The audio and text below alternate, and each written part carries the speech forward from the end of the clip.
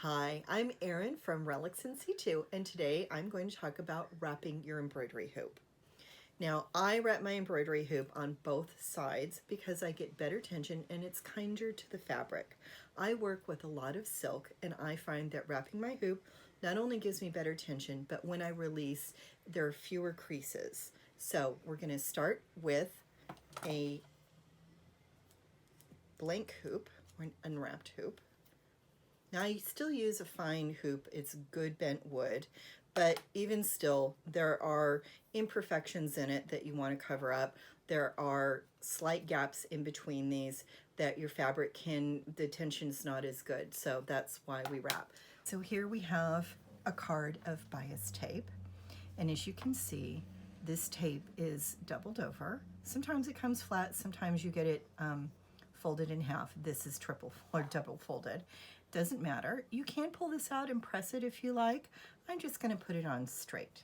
Now again, because this is the inner hoop, you want your beginning and endings, which are going to be a little bulky, on the inside where it doesn't touch the fabric, so you're not creating an uneven bulk where it meets.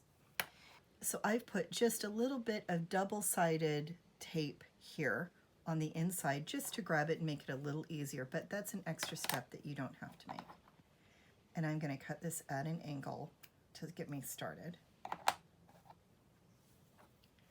right. There we go. Now, if you unwind it off your card, you're going to have a lot to work with. So I choose to just do a little at a time. So what you don't want is a lot of bulk. That's really unnecessary. You're just providing a barrier between the wood and your fabric.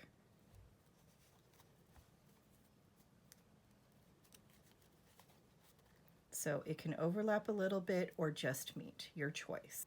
And you can see how the bias hugs this so much easier than if you're using something that's a straight grain like twill tape or strips of fabric. Now here, I'm going to stitch this in. Now I have seen people who've used glue or tape, but I prefer stitching. The important part of this is, again, on the inner hoop, make sure your stitching is on the inside. The outside hoop needs to be on the outside.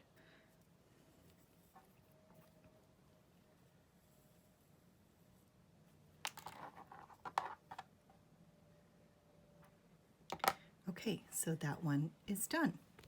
I'm on the outside hoop now, and what I've done is put a little bit of double-sided tape just at these 2 points to just help it grip while I wrap. I don't really like using adhesives in conjunction with my textiles, but in this case it's going to be completely covered and it's just a tiny amount. So I'm going to wrap this completely and then come back and stitch it down. So that little piece of tape is going to help anchor it while I wrap. Now again, I find a lot of people who do wrap only wrap the inside, and that's for tension. I find that wrapping both the inside and outside hoop not only gives me better tension, but it is kinder to the fabric, especially when you're using fine silks and linen that tend to crease a lot. That having the extra padding on your hoop prevents that creasing when you unhoop. As you can see, it's just a matter of managing that bias, which is very easy to work with, really, and just unfolding it as you go.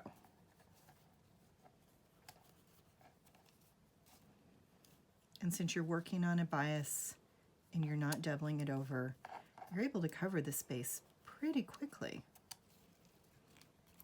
And again, as we said, with the inside hoop, here we have the outside hoop. You're going to want to have your ending on the outside. So I'm just going to cut this off here.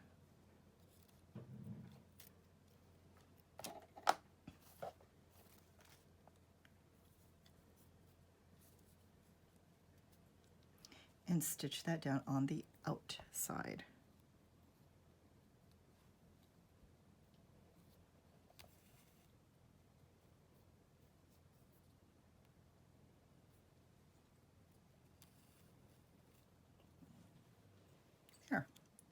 And that's just stitched into place.